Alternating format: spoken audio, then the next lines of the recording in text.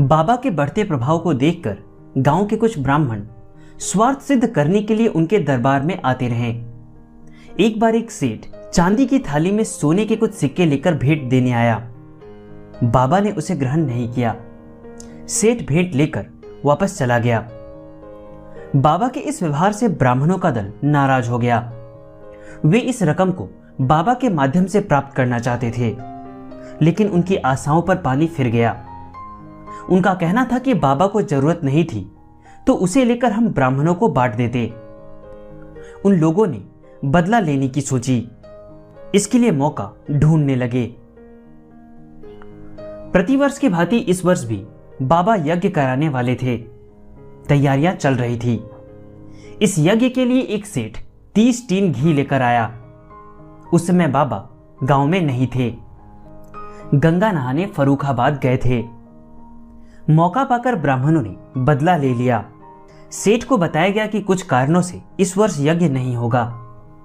यह समाचार सुनकर सेठ घी के टीनों को लेकर वापस चला गया। गंगा स्नान से वापस आने के बाद बाबा को सारी बातें मालूम हुई। उन्होंने स्थानीय ब्राह्मणों को खूब फटकारा।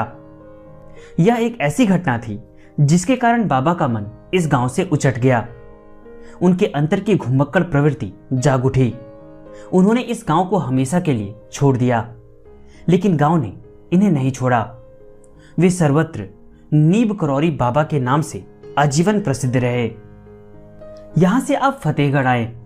यहां से कई स्थानों का चक्कर काटते हुए अकबरपुर आए। यहां अपने घर न जाकर डाक बंगले में रुक गए। आपके आगमन का समाचार पाकर कुछ भक्त दर्शन करने चले आए। बाबा सभी को तू या तुम कहते थे और अपने बारे में हम शब्द का प्रयोग करते थे।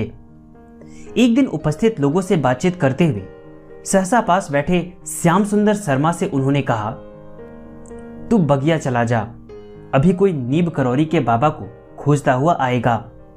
उसके साथ एक गूंगा बहरा लड़का होगा। उनसे कहना कि यहां कोई आबा बाबा नहीं है। जा, तेरा गूंगा बहरा लड़का ठीक हो जाएगा। इसके अलावा और जो मन में आए कह देना। शर्मा जी तुरंत बाहर आए। फाटक के पास पहुंचते ही एक कार आकर डाक बंगले के पास रुक गई। उसमें से एक सज्जन उतरे और कहा, मैं फिरोजाबाद का सिविल सर्जन डॉक्टर बेग हूं। पता चला है कि इस बंगले में नीब करौरी के बाबा ठहरे हैं। उनसे मिलना चाहता हूं। मेरा यह लड़का पैदाइशी गूंगा बहरा है। काफी इलाज किया गया पर ठीक नहीं हुआ।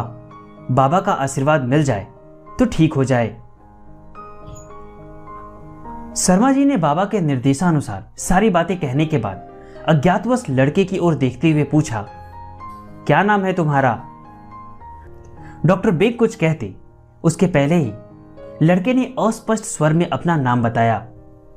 डॉक्टर बेग चौंक उठे। शर्मा जी ने कहा, आपका लड़का बोलता तो है और सुन भी लेता है। घबराने की जरूरत नहीं, जल्द ठीक हो जाएगा।